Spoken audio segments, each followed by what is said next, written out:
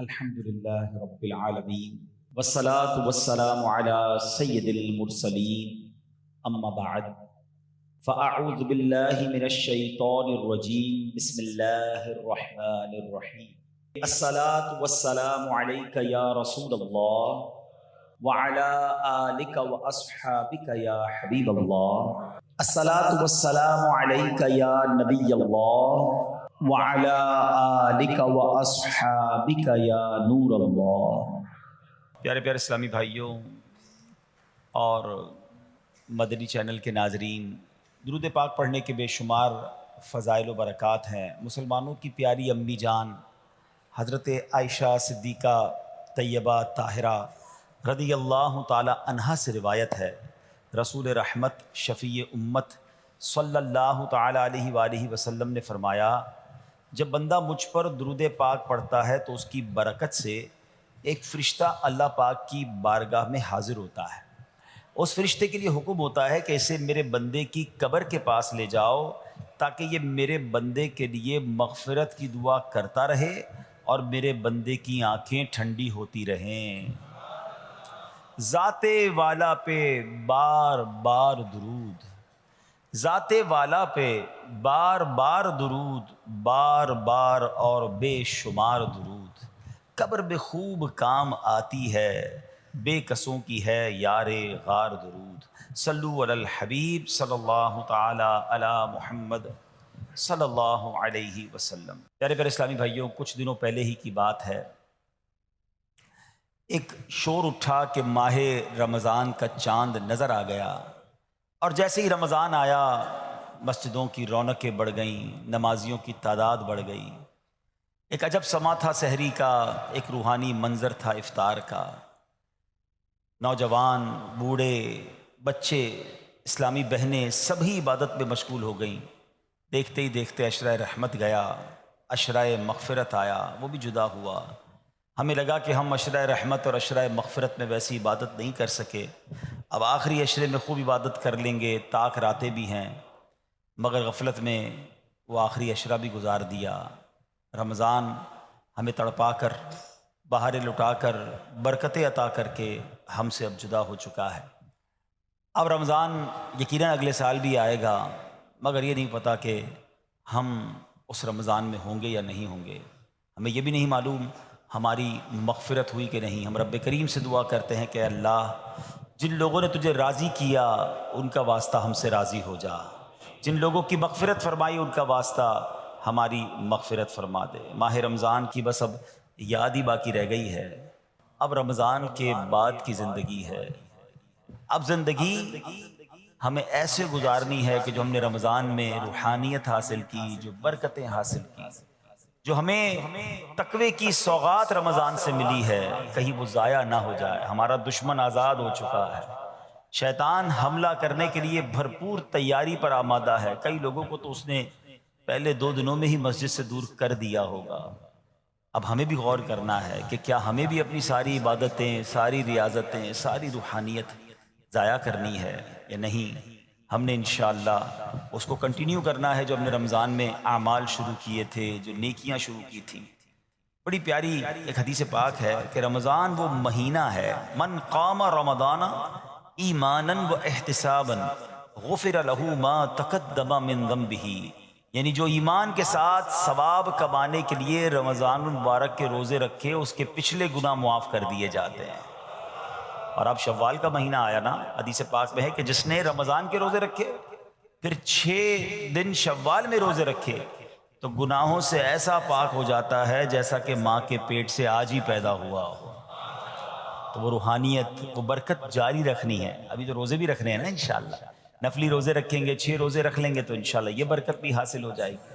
تو ہمیں کوشش یہ کرنی چاہیے کہ ہمیں ماہ رمضان کے بعد اب یہ 6 دن شوال کے، ضروری نہیں کہ ایک ساتھ رکھیں، شوال کے پورے مہینے میں رکھ لیں۔ ایک اور خوبصورت حدیث ہے کہ جس نے عید الفطر کے بعد 6 روزے شوال کے رکھے تو اس نے پورے سال کے روزے رکھے، جو ایک نیکی لائے گا اسے 10 ملیں گی۔ بڑا خوبصورت کیلکولیشن ہے کہ جو 1 مہینے کے روزے رکھے گا ملٹی پلائی بائی 10 تو 10 مہینے ہو گئے اس کے بدلے، یعنی 10 مہینے کے روزے ہو گئے۔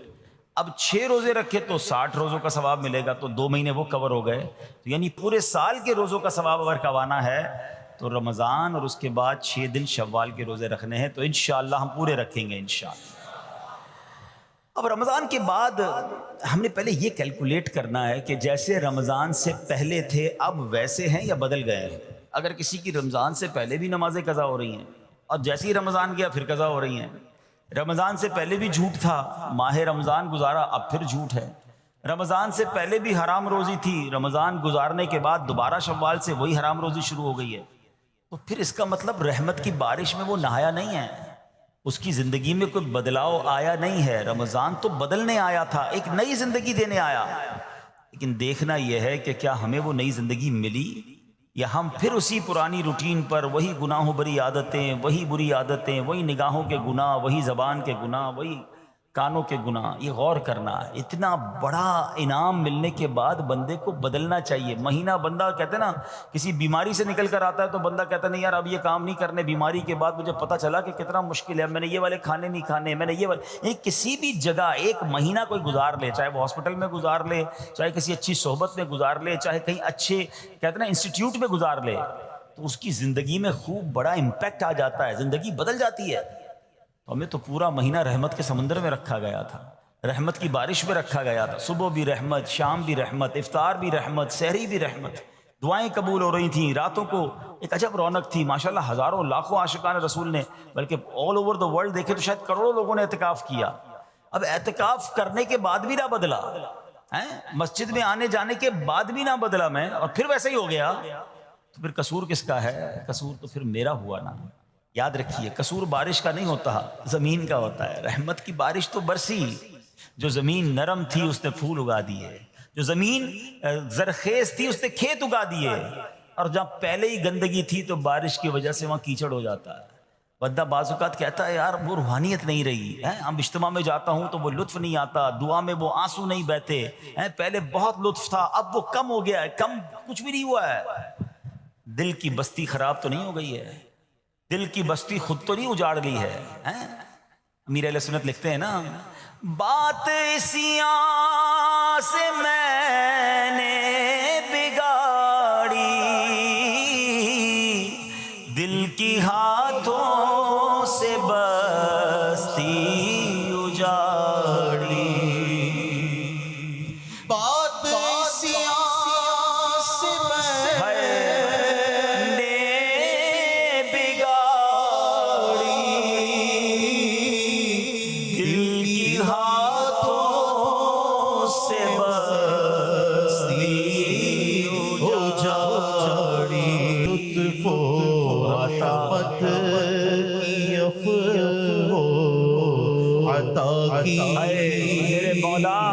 میرے مولا تو خیرات دے دے۔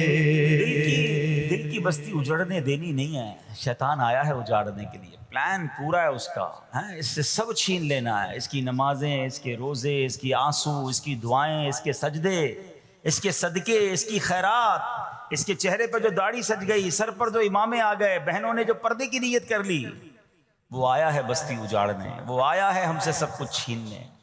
اب عقل مند وہ ہے جو شیطان کی باتوں میں نہ آئے، رحمان عز و جل کے رحمت کے سائے میں چھپ جائے، مسجدوں میں آتا رہے، نمازوں کی پابندی کرتا رہے، سنتوں پر عمل کرتا رہے، جی اگر چاہے بھی برائی کی طرف تو ان بری محفلوں کی طرف نہ جائے۔ آج میں آپ کو ایک بڑی خوبصورت یوں سمجھے حدیثیں سنانے آیا ہوں۔ جب میں اس بیان کو تیار کر رہا تھا تو کہتے نا کہ بیان تیار کرتے کرتے چہرے پہ مسکراہٹ آ رہی تھی۔ آج وہ حدیثیں ہیں کہ جب بندہ یہ عمل کرتا ہے، کچھ اعمال بتاؤں گا، کچھ حدیثوں میں ایسے اعمال بتائے گئے کہ بندہ جب یہ عمل کرتا ہے تو رب مسکراتا ہے۔ عمل تو بعد میں سنیں گے، یہ فضیلت سن کے کیسی مزہ آ رہا ہے۔ اللہ مسکراتا ہے اپنے اس بندے کو دیکھ کر جو یہ عمل کرتا ہے۔ ہاں ایک وضاحت کر دوں کہ یقیناً اس کا مسکرانا ایسا نہیں ہے جیسا ہمارا مسکرانا ہے۔ اللہ پاک جسم اور جسم کے لوازمات سے پاک ہے، اس کی شان بہت اونچی ہے، مگر احادیث میں جب جہاں جہاں یہ لفظ آیا نا کہ رب مسکراتا ہے تو اس کا مطلب یہ کہ اللہ بندے کے اس کام سے بہت راضی ہو جاتا ہے، اس پر رحمتیں نازل فرماتا ہے۔ سبحان اللہ۔ میں سوچ رہا تھا یہاں تک بتانے کے بعد آپ کو یہ کہہ دوں نا، اب جو بھی کام بتانا ہے وہ کرنا شروع کر دیں گے انشاءاللہ۔ بغیر بتائے بتا دوں کہ بھائی اب یہ کام میں رب راضی ہو جائے گا. رب کا مسکرانا لفظ کیسا ہے یار, جس کو کہہ رہے دل کی کلیاں کھل اٹھیں کہ زندگی میں میں کوئی کام ایسا کر لوں, کوئی ایک کام ایسا کر لوں کہ اللہ میری طرف دیکھ کر مسکرا دے, یعنی اس کی رحمت مسکرائے اور اس کی طرف سے رحمتیں نازل ہو جائیں, وہ مجھ سے راضی ہو جائے. تو یہی زندگی کا حاصل ہے نا. سبحان اللہ. تو یہ آئیے آج مدری چل کے ناظرین آپ بھی اٹینشن ہو جائیں کہ وہ کام کون سے ہیں جس کو دیکھ کر رب کی رحمت ایسی راضی ہو جاتی ہے, رب اتنا راضی ہو جاتا ہے. سبحان اللہ سبحان اللہ. تو آئیے ایک پہلی حدیث سنتے ہیں. نبی پاک علیہ الصلوۃ والسلام فرماتے ہیں اذا ضحک ربک الی عبد فی الدنیا فلا حساب علیہ, جب تمہارا رب دنیا میں کسی بندے کو دیکھ کر مسکرائے تو روز قیامت اس سے حساب نہیں لیا جائے گا. ہائے ہائے, قیامت کے حساب سے بچ جائیں تو اور پھر کیا چاہیے, وہاں بلا حساب جنت میں داخلہ مل جائے. سبحان اللہ, یہ تو مزے کو مزہ آ جائے. تو اب کام کون سے ہیں سبحان اللہ جس میں رحمت خاص برستی ہے سبحان اللہ. اور ابھی جن نیک اعمال کے بارے میں ہم سننے والے ہیں, یہ دو اہم فضیلتیں ہیں. جب بندہ یہ نیک کام کرتا ہے اللہ پاک اس سے انتہائی راضی ہو کر اس پر رحمت نازل فرماتا ہے, اور ایسا خوش نصیب روز قیامت بلا حساب جنت میں داخل ہو جائے گا. بلا حساب ہو جنت میں داخلہ یار, بلا حساب. آمین آمین آمین.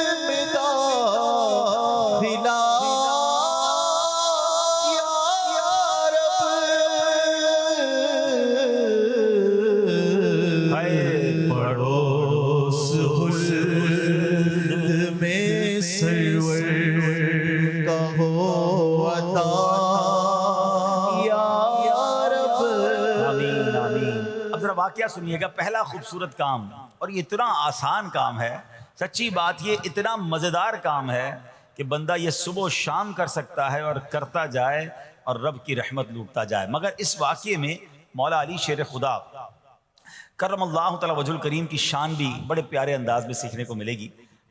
حضرت علی بن ربیعہ رحمۃ اللہ تعالی فرماتے ہیں ایک مرتبہ مسلمانوں کے چوتھے خلیفہ حضرت علی المرتضیٰ شیر خدا کرم اللہ تعالی وجہہ الکریم سواری پر سوار ہوئے, مجھے اپنے پیچھے بٹھایا اور حرا نامی علاقے کی طرف چل رہے تھے. چل پڑے.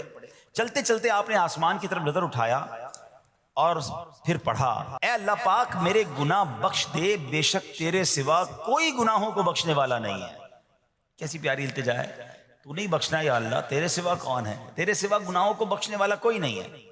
حضرت علی بن ربیعہ فرماتے ہیں یہ پڑھنے کے بعد مولا علی شیر خدا میری طرف دیکھے اور مسکرائے. مجھے بڑی حیرانی ہوئی. میں نے پوچھا کہ اے امیر المومنین, آپ نے پہلے استغفار کیا, اپنے گناہوں کی معافی مانگی, پھر آپ میری طرف دیکھ کر مسکرائے, اس میں راز کیا ہے؟ مولا علی شیر خدا کرم اللہ تعالی وجہ الکریم فرماتے ہیں کہ اپنے پرانا ایک واقعہ سنانے لگے, اپنی ماضی کی ایک یاد تازہ کرنے لگے. فرمانے لگے ایک مرتبہ پیارے آقا مکی مدنی مصطفیٰ صلی اللہ تعالیٰ علیہ وسلم سواری پر تشریف فرما ہوئے اور مجھے اپنے پیچھے بیٹھنے کا شرف عطا فرمایا. مولا علی کو پیچھے بٹھایا نبی پاک نے اپنی سواری پر, اور ہم اسی جگہ یعنی حرا کا جو علاقہ ہے اسی طرف آ رہے تھے. اور چلتے چلتے میرے آقا علیہ الصلوۃ والسلام نے آسمان کی طرف نگاہ اٹھائی اور فرمایا اللہم اغفر لی ذنوبی انہو لا یغفر الذنوب احد غیرک, اے اللہ میرے گناہ بخش دے, بے شک تیرے سوا کوئی گناہوں کا بخشنے والا نہیں ہے. پھر نبی پاک علیہ الصلوۃ والسلام میری طرف دیکھ کر مسکرائے, اے ربیعہ میں نے بھی وہی سوال کیا جو آج تم نے سوال کیا تھا. علی بن ربیعہ نے سوال کیا تھا نا کہ آپ مسکرائے کیوں. نبی پاک علیہ الصلوۃ والسلام سے مولا علی نے سوال کیا کہ حضور آپ نے پہلے استغفار کیا پھر آپ مسکرائے. تو نبی پاک علیہ الصلوۃ والسلام نے فرمایا اے علی, جب بندہ اللہ پاک سے گناہوں کی معافی مانگتا ہے اللہ پاک اس بندے سے خوش ہو کر مسکراتا ہے. بس اللہ پاک کے اسی مسکرانے کی وجہ سے میں مسکرایا ہوں. اچھا اس پر بات کرتے ہیں کہ استغفار کتنی کمال کی چیز ہے, اللہ کی کتنی پسند کی چیز ہے, مگر ذرا کمال تو دیکھیے مولا علی شیر خدا کا کہ آپ نے ایگزیکٹلی وہی پورا سینیریو کریٹ کیا، وہ پورا منظر آپ نے خود کریٹ کیا، بنایا کہ اسی طرح پیچھے سواری پر علی بن ربیعہ کو بٹھایا، اسی وادی میں لے کر گئے، اسی وادی میں جا کر آسمان کی طرف نگاہ بھی کی اور وہی الفاظ دہرائے جو نبی پاک نے دہرائے۔ الفاظ دہرانے کے بعد حضرت علی بن ربیعہ کو مولا علی دیکھ کر مسکرا بھی رہے ہیں، اور کمال دیکھیں علی بن ربیعہ سوال بھی وہی کر رہے ہیں اور میرے شیر خدا جواب بھی وہی عطا فرما رہے ہیں۔ ہائے ہائے کیسا نبی پاک سے محبت کا انداز ہے، ایچ اینڈ ایوری اسٹیپ، ایک ایک قدم کو صحابہ فالو کیا کرتے، ہمارے اسلاف فالو کیا کرتے ہیں۔ مسکرایا بھی نبی پاک نے جس مقام پر، جس انداز میں، وہ وہاں جا کر ویسے ہی مسکرا رہے ہیں، گویا یہ بتا رہے ہیں یہ نہ پوچھو میں کیا کر رہا ہوں، کسی کی ادا کو ادا کر رہا ہوں۔ صحابہ کرام پتہ ہے مقامات ڈھونڈا کرتے تھے کہ کہاں کہاں میرے آقا نے نمازیں ادا کی، کہاں قیام کیا، سفر میں کہاں پڑاؤ ڈالا، ہم بھی ایگزیکٹلی اسی طریقے سے سفر کریں، وہیں پڑاؤ ڈالیں، وہیں نوافل ادا کریں۔ اللہ اکبر۔ اور آج ہمیں پتہ چل جائے کہ یہ سنت ہے تو جواب کیا ملتا ہے؟ بھائی سنت ہی ہے نا، فرض تو نہیں ہے۔ امام صاحب سے اور مولوی صاحب سے اور علماء سے لوگ آ کے یہی سوال کر رہے تھے، حضرت گناہ تو نہیں ملے گا؟ سنت ہی ہے نا، کوئی مسئلہ تو نہیں چھوڑ دیں؟ اللہ کے بندو سنت کو اتنا نارمل لے لیا، اب تو نیا طبقہ بن گیا، کہتے ہیں بھائی نماز میں فرض پڑھ لو، بڑی بات ہے، کیا پڑھنا سنت ہے، کوئی ضروری نہیں ہوتی۔ کہاں سے آگے لوگ جو نبی پاک کی سنت سے ہمیں دور کرنے کی بات کرتے؟ عاشق رسول کے لیے اس سے بڑی کیا بات ہے کہ پتہ چل جائے یہ نبی پاک کی سنت ہے۔ میرے آقا فرماتے من احب سنتی فقط احبنی، جس نے میری سنت سے محبت کی وہ ایسا ہے جیسے اس نے مجھ سے محبت کی۔ اور آگے سنو، فرماتے ومن احبنی کان معی فی الجنہ، جس نے مجھ سے محبت کی وہ جنت میں میرے ساتھ ہوگا۔ ارے سنت پر عمل کرنا تو جنت میں جانے، اور وہ بھی نبی پاک کے ساتھ جانے والا راستہ ہے۔ لوگ کہتے ہیں سنت ضروری نہیں۔ اللہ سلامت رکھے میرے پیر و مرشد کو، اللہ سلامت رکھے دعوت اسلامی کو، قدم قدم پر سنتوں کی بات دعوت اسلامی والے کرتے ہیں۔ یقیناً کچھ لوگوں کو پرابلم ہوتی ہے، یار اتنی سنتوں کی بات، تمہارا بیان بھی سنتوں بھرا بیان، مدنی حلقہ بھی سنتوں بھرا، تو جناب ہر جگہ سنت کی بات۔ ارے غلام آقا کے طریقے کی بات نہ کرے تو کس کی بات کرے؟ ارے مولا علی کو تو دیکھو یار، مولا علی شیر خدا، ہم پنجتن کے غلام ہیں، اہل بیت سے محبت کرتے ہیں، صحابہ سے پیار کرتے ہیں، ان کو دیکھیں نا، ایک ایک قدم کو، ایک ایک طریقے کو، ایک ایک انداز کو فالو کیا کرتے تھے۔ آپ کو پتہ ہے حضرت ابوبکر صدیق رضی اللہ تعالیٰ کا وصال کا دن آنے والا تھا، آپ کو آخری گھڑیاں تھیں، آپ نے اپنی صاحبزادی بی بی عائشہ صدیقہ رضی اللہ تعالیٰ عنہا سے پوچھوایا ذرا یہ تو بتاؤ نبی پاک کا جو وصال کا دن تھا وہ دن کون سا تھا؟ وصال کے وقت کپڑے کیا پہنے تھے؟ یعنی ایک ایک بات کی معلومات لے رہے ہیں۔ تمنا یہ ہے کہ نبی پاک جس دن دنیا سے پردہ فرمایا اس سنت پر بھی عمل ہو جائے، میرا انتقال بھی اسی دن ہو جائے۔ آپ غور کریں کتنی باریکی سے پیارے آقا علیہ الصلوۃ والسلام کو صحابہ کرام اہل بیت اطہار فالو کرتے تھے، اور آج پتہ نہیں کیا ہو گیا ہے سنت۔ ابھی تھوڑے دنوں بعد انشاءاللہ حاجی حج کو جائیں گے، اللہ مجھے اور آپ کو بار بار حج کی سعادت عطا فرمائے۔ حج کے دنوں میں ایک ہی سوال ہوتا ہے، مینا کی راتیں سنت ہی ہے نا، نہ گزاریں تو حضرت کوئی دم تو نہیں ہو جائے گا؟ ارے تمہیں صرف دم کی فکر ہے، گئے کس لیے حج پہ؟ میرے آقا نے اگر خیموں میں مینا کے میدان میں رات گزاری تو عاشق رسول کے لیے تو اس سے بڑی راتیں کون سی ہوں گی؟ قدم قدم پر پیارے آقا کے طریقے کو فالو کرنا چاہیے۔ حاجی کو ایک ہی فکر ہوتی ہے بھائی دم تو نہیں لگ جائے گا، مولوی صاحب اور کوئی رعایت بتا دیں۔ ارے ہم گئے عبادت کرنے، سنتوں پر عمل کریں، مستحبات پر عمل کریں، بزرگوں کی اداؤں کو ادا کریں تاکہ زیادہ سے زیادہ برکتیں لوٹ کر آئیں۔ تو بہرحال اب آتے ہیں واپس اسی عمل پر۔ کیا عمل ہے؟ جس کو دیکھ کر رب بھی مسکراتا ہے۔ دوبارہ عرض کر دوں کہ اللہ کا مسکرانا وہ جسم اور جسمانیت سے پاک ہے، اس کی رحمت برستی ہے، اس کی رضا مل جاتی ہے۔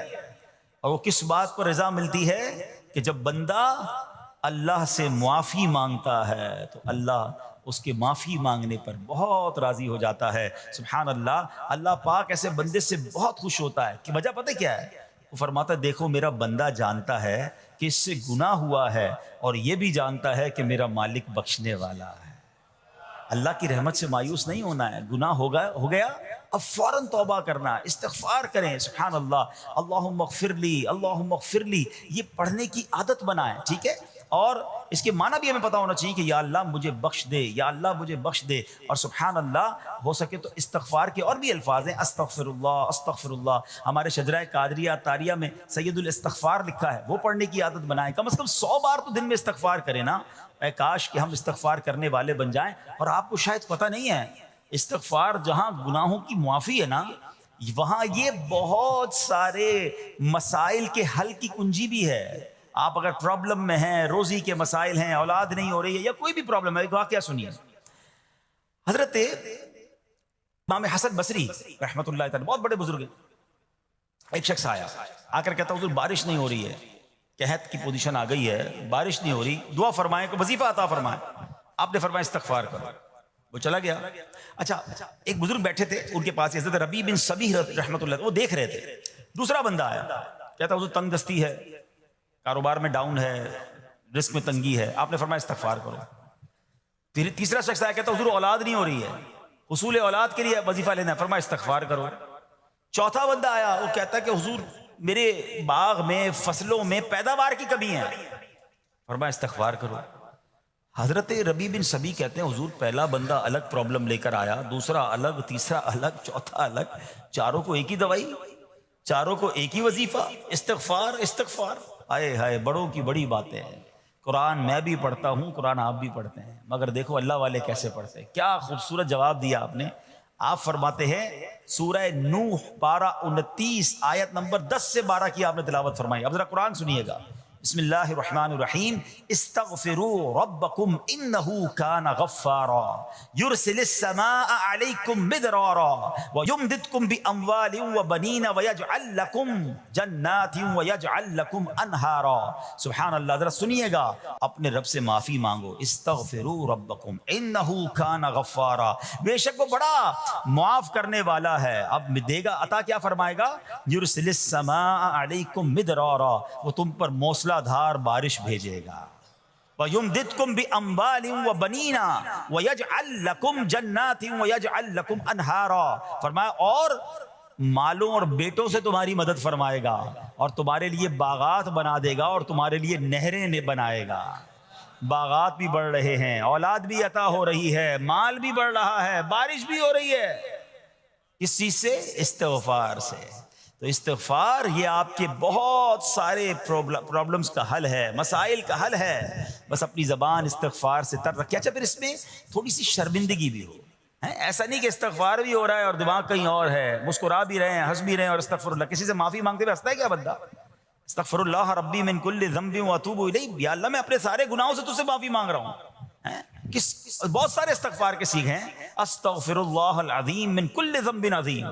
اے اللہ میں تجھ سے استغفار کرتا ہوں، وہ رب جو بہت عظیم ہے، اپنے سارے بڑے گناہوں سے میں استغفار کرتا ہوں. الگ الگ سیغوں سے اللہ کی بارگاہ میں استغفار کریں. ہو سکے تو کبھی گناہ یاد آئیں تو آنسو بھی بہہ رہے ہوں، مگر یہ استغفار اللہ کو بڑا پسند ہے، معافی رب کو بہت پسند ہے. ابو اللیث سمرقندی رحمۃ اللہ تعالی لکھتے ہیں پچھلی قوموں میں ایک شخص تھا، اس نے بہت گناہ کیے تھے. ایک بار اس نے اپنی پچھلی زندگی کے بارے میں سوچا، گناہوں کے بارے میں غور و فکر کیا، تو اسے شرمندگی ہوئی. اس نے نادم و شرمندہ ہو کر 3 مرتبہ کہا اللہم غفرانک اللہم غفرانک اللہم غفرانک. اے اللہ تیری بخشش، اے اللہ تیری بخشش، اے اللہ پاک تیری بخشش. اسی لمحے اس کو موت آ گئی اور اللہ پاک نے اس کی بخشش فرما دی. آئیے ہم بھی پڑھ لیتے. اللہم غفرانک اللہم غفرانک اللہم غفرانک. استغفار کرنا، توبہ کرنا، گناہ یاد کر کے شرمندہ ہونا، یہ اللہ کو کتنا پسند ہے. ایک سبحان اللہ، اس کے بارے میں چند برکتیں آپ کو بیان کرتا ہوں. بڑی عظیم برکت یہ ہے کہ اس کی بدولت بندے کا تنگی اور غم دور ہو جاتا ہے. حدیث پاک میں ہے جو ہمیشہ استغفار کرتا رہے اللہ پاک اس کے لیے ہر تنگی سے نکلنے کا راستہ بناتا ہے، ہر فکر و غم سے اسے خلاصی عطا فرماتا ہے. اس کی ایک برکت یہ بھی ہے کہ ایسے بندے کو اللہ پاک غیب سے رزق عطا فرماتا ہے. حدیث پاک میں ہے استغفار کرنے والے کو اللہ وہاں سے رزق عطا فرماتا ہے جہاں اس کا گمان بھی نہیں ہوتا ہے. اتنی مہنگائی ہے، اتنی مشکلیں ہیں، اتنی تنگی ہے، لوگ قرضے میں ہیں، کبھی ادھر جاتے ہو کبھی ادھر جاتے ہو. ارے بھائی سب کے پاس جاتے ہو، رب کے پاس کیوں نہیں جاتے؟ استغفار کرنا شروع کر دو.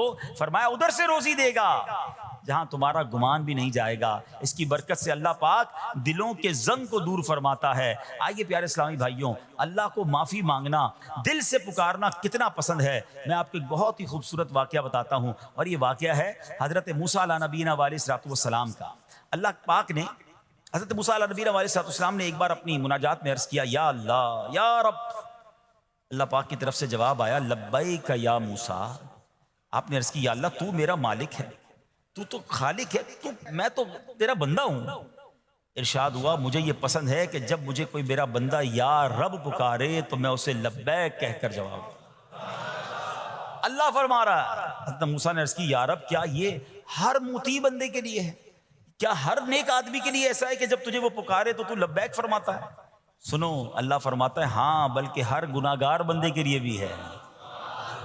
تو حضرت موسیٰ نے عرض کی، یا اللہ فرما بردار تو تیری اطاعت کرتا ہے، وہ بات تو سمجھ آ رہی ہے، گناہگار پر یہ کرم کس وجہ سے؟ اے ہائے، سنو میرے رب کیسا کریم ہے۔ فرماتا ہے، اے موسیٰ اگر میں بھلائی کرنے والے کو اس کی بھلائی کا بدلہ دوں اور برائی کرنے والے پر اس کی برائی کی وجہ سے احسان نہ کروں تو میرا جود و کرم کہاں جائے گا؟ اللہ فرماتا ہے میرا پھر کرم، میری رحمت کس لیے ہے؟ برائی کرنے والا بھی، گناہ کرنے والا بھی مجھے پکارتا ہے، میں اسے بھی لبیک کہہ کر جواب دیتا ہوں۔ حضرت موسیٰ علیہ نبینا علیہ الصلوۃ والسلام کو ایک بار وحی نازل ہوئی کہ اے موسیٰ فلاں علاقے میں جاؤ، ہمارا ایک نیک بندہ اس کا انتقال ہو گیا ہے، جا کے اس کو غسل دو، اس کو کفن دو اور اس کا جنازہ پڑھو۔ حضرت موسیٰ وہاں پہنچ گئے، اور جب وہاں جا کر آپ نے لوگوں سے کہا کہ مجھے فلاں بندے کے پاس لے جاؤ جس کا انتقال ہوا ہے، مجھے غسل دینا ہے، کفن پڑھنا ہے، جنازہ پڑھنا ہے، لوگوں نے کہا حضرت یہ تو زمانے کا گناہگار، بڑا بےہودہ، بڑا بدکار شخص تھا، آپ کو رب کا حکم تھا، آپ نے غسل بھی دیا، کفن بھی پہنایا، جنازہ بھی پڑھا، پھر رب کی بارگاہ میں عرض کی، مولا بندے تو یہ کہہ رہے ہیں یہ تو بہت برا آدمی تھا، تو نے مجھے بھیجا اور فرمایا تیرا پیارا بندہ، میں نے جنازہ بھی پڑھ دیا، غسل اور کفن بھی دیا۔ اب ذرا آپ سوچیں کہ کسی کا جنازہ حضرت موسیٰ پڑھ دیں تو اس کی تو بخشش کا تو کوئی مسئلہ ہی کوئی نہیں نا، وہ تو اللہ کے نبی جس کا جنازہ پڑھے غسل دے، تو یا اللہ تو نے ایسا انتظام فرما دیا۔ تو رب کریم کی طرف سے پتہ ہے کیا جواب آتا ہے؟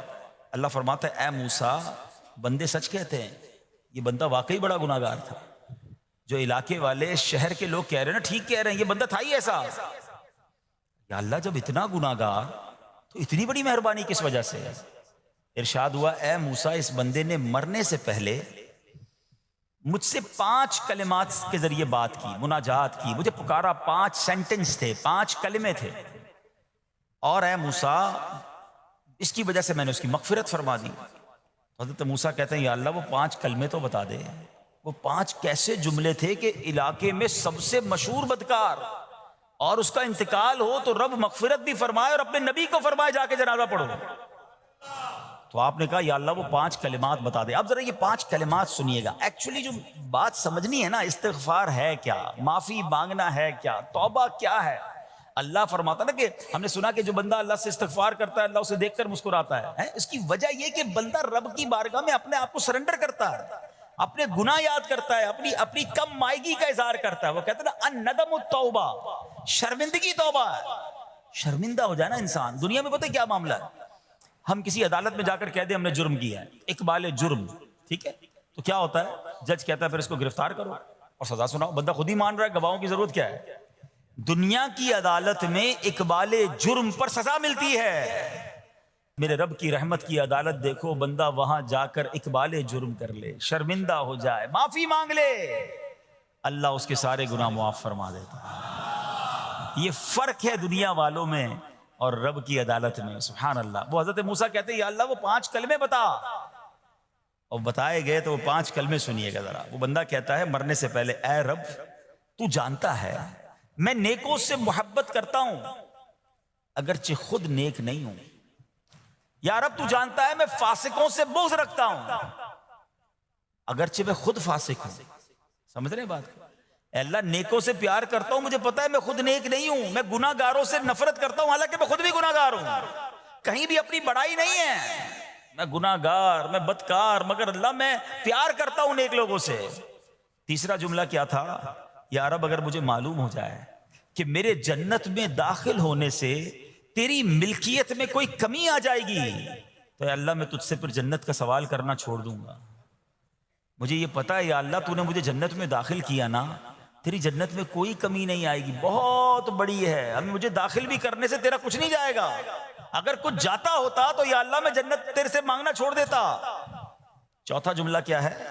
اے رب اگر مجھے معلوم ہو جائے کہ مجھے جہنم میں داخل کرنے سے تیری ملکیت میں اضافہ ہو جائے گا تو میں پھر جہنم سے پناہ نہیں مانگوں گا، یعنی اگر تو تیرے ملک میں تیری شان میں اضافہ ہو رہا ہے مجھے جہنم میں ڈالنے سے، پھر تو میں نہیں کہوں گا تجھے کہ جہنم سے نکال، مگر مجھے پتا ہے تو پہلے ہی مالک ہے، تو پہلے ہی خالق ہے، سب کچھ تیرا ہے، مجھے جہنم میں ڈالنے سے تیری کوئی ملکیت میں اضافہ نہیں ہونا۔ اور آخری بات کیا کہتا ہے؟ یا رب اگر تو مجھ پر رحم نہ کرے گا تو پھر کون کرے گا؟ اللہ فرماتا ہے اے موسیٰ میں نے اس پر رحم کیا، یہ میرے کرم کے لائق تھا، میرے کرم کے لائق نہیں تھا کہ میں اسے ناکام لوٹا دیتا۔ جب اس نے یہ کلمات کہے تو میں نے اسے درگزر فرمایا، اس کی مغفرت فرما دی، اور میں ہی بخشنے والا مہربان ہوں۔ تو اے میرے پیارے اسلامی بھائیوں، آج وہ کام سیکھ کے جانا ہے، سمجھ کے جانا ہے، جس کو جو بندہ کرتا ہے تو رب کی رحمت گویا مسکراتی ہے۔ وہ یہ ہے کہ اللہ سے معافی مانگتے رہیں، استغفار کرتے رہیں، اللہ کو راضی کرنے کی کوشش کرتے رہیں، اپنے گناہوں پر ندامت رکھیں کہ جو معافی مانگتا ہے نا اللہ اسے بہت پسند فرماتا ہے۔ حدیث پاک میں آتا ہے التائب من الذنب کمن لا ذنب له، گناہوں سے توبہ کرنے والا ایسا ہے جیسا اس نے گناہ کیا ہی نہیں ہے۔ اچھا اب ایک اور بہت پیارا عمل جس کو دیکھ کر اللہ مسکراتا ہے، وہی میں نے جو تفسیر بتائی کہ اللہ کی رحمت راضی ہو جاتی ہے اور اللہ کی رحمت برستی ہے، رب راضی ہو جاتا ہے۔ نبی پاک علیہ الصلوۃ والسلام نے فرمایا 3 بندے ہیں اللہ پاک انہیں دیکھ کر مسکراتا اور کیا ہوتا ہے؟ فرمایا اور بہت خوش ہوتا ہے۔ اب وہ 3 بندے کون سے ہیں؟ چیک کر لیں ہم ان میں ہیں کہ نہیں۔ فرمایا نمبر 1 وہ بندہ جو رات کو اٹھے، بستر چھوڑے، اچھی طرح وضو کرے، پھر نماز پڑھنے کھڑا ہو جائے، اسے دیکھ کر اللہ پاک فرشتوں سے فرماتا ہے اے فرشتوں بتاؤ میرے بندے کو نیکی پر کس نے اکسایا ہے؟ فرشتے عرض کرتے ہیں مولا تو بہتر جانتا ہے۔ اللہ پاک فرماتا ہے ہاں میں جانتا ہوں مگر تم مجھے بتاؤ۔ فرشتے عرض کرتے ہیں اے مالک کریم تو نے اسے ایک چیز یعنی جہنم کا خوف دیا ہے، یہ اس سے ڈرتا ہے۔ اے اللہ تو نے ان کو ایک چیز جنت کی امید دلائی ہے، یہ اس کی امید رکھتا ہے۔ اے اللہ یہی خوف اور امید ہے جس نے اسے رات کی نیند قربان کر کے تیرے حضور کھڑے ہونے پر ابھارا ہے۔ اب اللہ پاک فرماتا ہے اے فرشتوں گواہ ہو جاؤ، یہ جس چیز سے ڈرتا ہے یعنی جہنم سے ڈرتا ہے، میں نے اپنے اس بندے کو اس سے امن بخشا، اور جس کی امید رکھتا ہے یعنی جنت کی، میں نے جنت اس پر واجب کر دی۔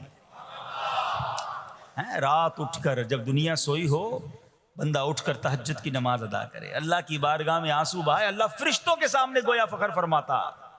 دوسرے نمبر پر سنو، فرمایا دوسرا وہ شخص جو حق و باطل کی لڑائی میں شریک ہوا، ثابت قدم رہا، یہاں تک کہ شہید ہو گیا، یا اللہ پاک نے اسے فتح عطا فرمائی، اللہ اس بندے کو دیکھ کر بھی مسکراتا ہے۔ جہاد کرنے والے مجاہدین یا تو شہید ہو جائیں یا غازی ہو کر لوٹے اللہ کی رضا کے لیے، اللہ کی رحمت ان پر بھی چھما چھم برستی ہے۔ اور تیسرے نمبر پر فرمایا تیسرا وہ بندہ جو رات کو سفر کرتا ہے، یہاں تک کہ رات کے آخری حصے میں جب کہیں ٹھہرتا ہے تو اس کے ساتھ والے سو جاتے ہیں مگر وہ کھڑا ہو کر نماز پڑھنے لگتا ہے، اس بندے کو دیکھ کر بھی اللہ پاک مسکراتا ہے۔ اجتماعی عبادت کے بڑے فائدے ہیں، اجتماع میں آنا، محفل میں آنا، دعا میں شرکت کرنا بہت اچھی بات ہے، مگر اپنی عادت ایسے بھی بنائیں کہ کچھ عبادتیں ایسی کریں کہ میں جانوں اور رب جانے۔ یہ جو رات اٹھ کر دعا کا لطف ہے، رات اٹھ کر جو نماز پڑھنے کا لطف ہے نا، جب ساری دنیا سو رہی ہے اور بندہ اپنے رب کی بارگاہ میں حاضر ہے۔ علماء کہتے ہیں دن کے نوافل کے مقابلے میں رات کے نوافل افضل ہیں، کیونکہ رات سکون ہوتا ہے، رات رکت قلبی ملتی ہے، سبحان اللہ رحمت الہی چھما چھم برستی ہے۔ تو ہمیں کیا کرنا ہے کہ رات تہجد کی نماز کی عادت ڈالے۔ رمضان میں بن گئی تھی نا، سحری کے لیے اٹھتے تھے تو لوگ تہجد پڑھتے تھے، اللہ کرے کہ یہ عادت بن جائے، کبھی کبھی، اگر ہر روز نہیں ہو سکتا کم از کم کبھی کبھی کریں۔ اچھا اگر ایسی کوئی عبادت ہو بھی جائے نا تو پھر سب کو بتائیں نا کہ رات اٹھا تھا تو جناب دعائیں بھی کیں تو آنسو بھی بہائے، نہیں، کبھی کبھی ایسا کیا کرو کہ میں جانوں اور رب جانے، اللہ سے باتیں کیا کرو۔ میں آپ کو صحیح بتاؤں، آپ مجھے ایک بات بتائیں، یہ تو آپ نے سن بھی لیا کہ اللہ کی رحمت کس قدر برستی ہے اس پر، زندگی میں بھی جب کبھی ہم پریشان ہوں اور رات نیند نہ آئے، کبھی کبھی ایسا ہوتا ہے پریشانی میں نیند نہیں آتی، کروٹیں بدل رہا ہوتا ہے انسان، اور اس کروٹ بدلتے بدلتے میں آپ کی جب والدہ حیات ہوگی یا ماشاءاللہ جن کے پاس ماں موجود ہے، ماں جیسی ہستی کہاں ملتی ہے پھر، ہیں؟ ایک بار اور سن لو، دنیا کی بہت ساری چیزیں میرے اور آپ کے پاس ہیں جو ریپلیسیبل ہیں، جو بدلی جا سکتی ہیں۔ موبائل فون لیتے ہیں، بڑی خوشی سے لیتے ہیں، مگر نیا ماڈل آتا ہے تو لوگ بدل لیتے ہیں۔ سواری لیتے ہیں، بڑی خوشی ہوتی ہے، مگر جب نئی سواری آتی ہے تو ریپلیس بدل دیتے ہیں، ماڈل نیا آ گیا بھائی، اب وہ پرانی لگتی ہے۔ مگر یاد رکھو، ماں باپ چلے جائیں نا، اس کے بعد ماں باپ دوبارہ نہیں ملتے، ان کا کوئی نیا ورژن یا نیا ماڈل نہیں ہے، ہیں تو ان کی قدر کر لو، ان کی دعائیں لے لو، ہیں۔ تو بہرحال آپ کبھی کبھی تکلیف میں ایسا ہوا ہو کہ رات کو نیند نہ آئی ہو، بے قرار ہو کر ماں کے پاس گیا، آنکھوں میں آنسو لے کر کہ ماں میں پریشان ہوں، بیمار ہوں، یا قرضے میں ہوں، یا فلاں پرابلم ہے۔ ماں نے کیا کیا تھا؟ کروٹ بدل کر سو گئی تھی کہ بیٹا تو جان تیرا کام جانے، یا ماں خود بھی بیدار ہو گئی، سینے لگایا اور دعا کرنا شروع کر دی؟ بھائی ہم روئے تو ماں بھی روئی، یہ ہے نا ماں۔ میری تکلیف، ایسا لگتا ہے کہ مجھے کبھی کبھی یہ فیصلہ کرنا مشکل ہوتا تھا کہ تکلیف مجھے زیادہ ہوتی ہے میری تکلیف میں، یا میری والدہ کو زیادہ ہوتی ہے؟ بیمار میں ہوں، تکلیف اسے ہے، یہ رشتہ کہاں ملتا ہے؟ مگر مجھے ایک بات بتاؤ، جب میری تکلیف پر رات نیند چھوڑ کر، بستر چھوڑ کر میں ماں کے پاس گیا، ماں نے سینے لگایا، تو اگر میں اپنا بستر چھوڑ کر آنکھوں میں آنسو لیے میری ماں سے مجھے کہیں زیادہ پیار کرنے والے رب کی بارگاہ میں چلا گیا، تو اس کی رحمت کیا مجھے مایوس کر دے گی؟ میری ماں کے دل میں جو ممتا ہے نا، وہ بھی میرے رب نے ڈالی ہے، تو رب کی رحمت کتنی ہوگی؟ تو کبھی کبھی اللہ کی بارگاہ میں رات کے اس پہر حاضر ہوا کرو، جو پرابلم ہے آپ کی، جو مشکل ہے آپ کی، آپ یقین کریں، آپ اللہ کی بارگاہ میں تہجد کے وقت رات کے آخری پہر آنسو بہائیں، دعائیں کریں، نوافل پڑھیں، پھر دیکھیں آپ کے دل کو تسلی کیسے ہوتی ہے، آپ کا ایمان تازہ ہو جائے گا، اور آپ نے دیکھا کہ ایسے وقت عبادت کرنے والوں سے رب کتنا راضی ہوتا ہے۔ اللہ کرے یہ بات ہمیں سمجھ آ جائے۔ اسی طرح عظیم صحابی حضرت عبداللہ ابن مسعود رضی اللہ تعالیٰ سے روایت ہے، پیارے آقا مکی مدنی مصطفیٰ صلی اللہ تعالیٰ علیہ وسلم نے فرمایا، ایک بندہ رات کو اٹھتا ہے، اچھی طرح وضو کرتا ہے، پھر اللہ پاک کی حمد کرتا ہے، اس کی بزرگی بولتا ہے، اپنے نبی علیہ الصلوۃ والسلام پر درود پڑھتا ہے، قرآن کھول کر پڑھنا شروع کر دیتا ہے، یہ وہ بندہ ہے جسے دیکھ کر اللہ پاک مسکراتا ہے اور فرماتا ہے، دیکھو میرا بندہ عبادت کر رہا ہے جبکہ اسے میرے سوا کوئی نہیں دیکھ رہا ہے۔ اللہ، یہ کاش ہمیں عادت مل جائے کہ ہم اکیلے میں عبادت کریں، انفرادی عبادت کریں، میں جانوں میرا رب جانے، کبھی تلاوت کریں، کبھی درود پڑھیں، کبھی دعائیں کریں، کبھی آنسو بہائیں، سبحان اللہ، اس کا مزہ ہی اور ہے۔ ہاں کبھی ایسا ہونا چاہیے، ہم محفل میں عشق رسول کے عالم میں رو بھی پڑھتے ہیں، مدینے کی یاد ہو، نعت شروع ہو تو ہماری آنکھوں میں آنسو آ جاتے ہیں، یہ بھی اچھی بات ہے، مگر کبھی کبھی رات ایسی بھی ہونی چاہیے کہ دل میں ہو یاد تیری، گوشئے تنہائی ہو، دل میں ہو یاد تیری، گوشئے تنہائی ہو، پھر تو خلوت میں عجب انجمن آرائی ہو۔ کبھی زندگی میں ایسی راتیں بھی آنی چاہیے، وہ ہے نا، جاگ اٹھا اشکوں کا مقدر، عشق نبی میں روتے روتے کیسی گزری رات نہ پوچھو۔ کبھی کبھی ایسی رات بھی گزرنی چاہیے کہ آقا کی یاد میں آنسو بہ رہے ہوں، مدینے کی یاد میں، گھر والوں کو بھی پتہ نہ چلے، ہلکی ہلکی آواز میں کبھی نعت شریف لگا لیا کریں، کبھی مناجات لگا لیا کریں، ہم پتہ نہیں کیا دیکھتے دیکھتے سوتے ہیں۔ کاش انہی تصورات میں آنکھیں بند ہوں کہ میں سو جاؤں یا مصطفیٰ کہتے کہتے، میں سو جاؤں یا مصطفیٰ کہتے کہتے، کھلے آنکھ صلی علی کہتے کہتے۔ جو مدینے کے تصور میں سوتے ہیں نا، پھر خواب میں زیارت بھی کر لیتے ہیں۔ خواب کا ایک فنامنا یہ بھی ہے، آپ جس چیز کے بارے میں سوچتے ہوئے سوتے ہیں نا، عموماً گندی باتیں دیکھ کر، گندی چیزیں دیکھ کر سوتے ہیں، پھر ایسے ڈراؤنے خواب بھی آتے ہیں، انہیں ٹینشن بھی آتی ہے، فلموں میں بھی ماردار دیکھی، خواب میں بھی لڑائی جھگڑے دیکھ رہے ہیں۔ جو مدینے کی یادوں میں سو رہا ہے، جو باوضو سو رہا ہے، جو اللہ کا ذکر کر کے سو رہا ہے، جو نوافل پڑھ کے سو رہا ہے، پھر دیکھو خواب میں بھی کہاں کہاں کی سیر کرے گا انشاءاللہ۔ تو اپنی خلوتوں کو اچھا کریں، اپنے اکیلے وقت کو بھی خوبصورت کریں، آنسو بہائیں، اور سبحان اللہ تہجد پڑھنے والوں کے چہروں پر نور بھی آ جاتا ہے۔ ہاں یہ ایک الگ نعمت انہیں ملتی ہے، اللہ نصیب فرما دے۔ اچھا ایک اور خوبصورت کام ہے، اللہ کریم جنہیں دیکھ کر مسکراتا ہے۔ فرمایا حضرت ابو سعید خدری رضی اللہ عنہ فرماتے ہیں، رسول ذیشان مکی مدنی سلطان صلی اللہ تعالی علیہ وسلم نے فرمایا، 3 بندوں کو دیکھ کر اللہ پاک مسکراتا ہے۔ وہ قوم جو نماز میں صفیں سیدھی کرتی ہے، اور وہ بندہ جو اللہ پاک کی راہ میں جہاد کرتا ہے، تیسرا وہ بندہ جو رات کے اندھیرے میں عبادت کرتا ہے، انہیں دیکھ کر اللہ پاک مسکراتا ہے۔ جہاد والی بات اور رات والی عبادت کی بات تو ہو گئی، اب اس میں نئی بات سیکھنے کو ملی صفے درست کرنے والی. اب روز نماز پڑھ رہے ہیں، صفے درست نہیں کر رہے ہوتے، امام صاحب کہہ کے تھک جاتے ہیں، کاندھے سے کاندھا ملائیں، صفوں کو سیدھا کریں. صفوں کو سیدھا کرنے والوں کو دیکھ کر رب کی رحمت مسکراتی ہے، رحمت برستی ہے. اب یہ کتنا آسان کام ہے، مگر اس کی طرف بھی توجہ نہیں ہوتی ہے. یاد رکھیے کہ صفیں سیدھی کرنا یہ بڑی نیکی ہے، اور اللہ کرے کہ ہم اس پر عمل کرنے والے بنیں. اور صفیں درست نہ کرنا ترک واجب، ناجائز اور گناہ ہے. جو سیدھی صفیں نہیں کرتے، نہیں ناجائز کرتے ہیں، گناہ کرتے ہیں. صف درست نہ کرنے سے نماز ناقص رہ جاتی ہے. اور یہ بعض اوقات لوگ کہتے ہیں یار ہمیں اس نماز میں وسوسے بہت آتے ہیں. تو روایتوں میں آتا ہے صف درست نہ کرنا نماز میں وسوسے آنے کا سبب ہے. صفیں ٹھیک نہیں ہوں گی نا، عجیب عجیب سی باتیں دماغ میں آئیں گی. کیوں؟ حدیث پاک میں آتا ہے شیطان تمہارے درمیان بھیڑ کے بچے کی طرح گھس جاتا ہے. شیطان صفوں میں گھس جاتا ہے. صف سیدھی نہ کرنے میں چہرہ بگڑنے کا اندیشہ ہے. ہائے ہائے، اب ذرا غور کر لیجئے یہ کتنا ضروری ہے. قرآن کریم میں ایک سورت ہے سورہ صافات. اس مبارک سورت کی پہلی آیت میں اللہ پاک نے فرمایا وَالصَّافَّاتِ صَفًّا. ان کی قسم جو باقاعدہ صفے باندھے ہوئے ہیں. حضرت عبداللہ ابن مسعود فرماتے ہیں یہاں صفے باندھنے والوں سے مراد فرشتے ہیں. حضرت جابر بن سمورہ رضی اللہ تعالیٰ عنہ فرماتے ہیں ایک دن پیارے آقا مکی مدنی مصطفیٰ صلی اللہ تعالیٰ علیہ وسلم تشریف لائے اور فرمایا تم ایسے صف کیوں نہیں بناتے جیسے فرشتے صفے بناتے ہیں. ہم نے عرض کی یا رسول اللہ صلی اللہ تعالیٰ علیہ وسلم فرشتے کیسے صف بناتے ہیں؟ فرمایا پہلے اگلی صف مکمل کرتے ہیں اور خوب مل کر کھڑے ہوتے ہیں. سبحان اللہ، مبارک ہو مسلمانوں کو جو صفیں سیدھی کرتے ہیں، اچھی طرح کاندھے سے کاندھا ملاتے ہیں.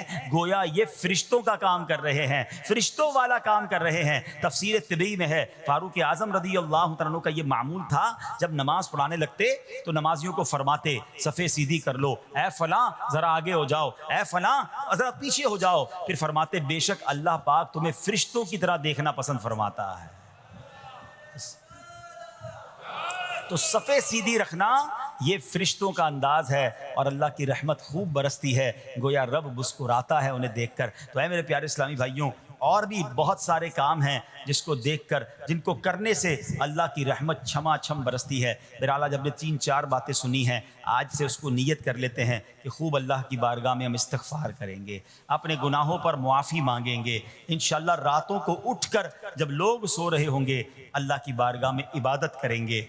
اسی طرح فرمایا کہ صفوں کو درست کریں گے اور انشاءاللہ رب کی بارگاہ سے خوب رحمتیں لوٹیں گے.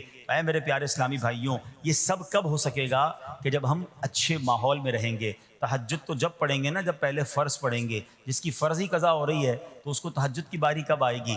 استغفار تو جب کرے گا جب ایسے ماحول میں آئے گا کہ جہاں گناہوں کو یاد دلا کر معافی مانگنے کا ہمیں انداز اور اس کی فکر دی جائے. تو آج کے اس پرفتن دور میں دعوت اسلامی کا یہ پیارا ماحول آپ کے سامنے ہے. اس ماحول سے وابستہ رہیں. ہفتہ وار اجتماع میں، مدنی قافلوں میں، ہفتہ وار مدنی مذاکرے میں شرکت کرتے رہیں گے تو انشاءاللہ ان نیکیوں کا جذبہ بھی ملتا رہے گا اور انشاءاللہ ایسے کام کرنے میں اللہ کرے کامیاب ہو جائیں. تصور ہی کتنا پیارا ہے. یقین کریں میں آپ شاید پتہ نہیں وہ فیلنگ آپ کو محسوس ہو رہی ہے کہ نہیں، یہ تصور ہی کتنا پیارا ہے کہ کبھی میں کوئی ایسا عمل کر لوں کہ رب کی رحمت مجھے دیکھ کر مسکرا دے، اللہ راضی ہو جائے، اللہ خوش ہو جائے. اور کیا چاہیے؟ میری تو زندگی کا حاصل ہو گیا نا. تو اب یہ 3-4 کام آپ نے سن لیے ہیں، اس کو عمل کرنا شروع کر دیں. اللہ کریم سے دعا کرتا ہوں کہ رب کریم اپنی رضا والے کام ہمیں بڑھ چڑھ کر کرنے کی توفیق عطا فرمائے. اللہ پاک ہم سب کو عمل کرنے کی توفیق عطا فرمائے. صلو علی الحبیب.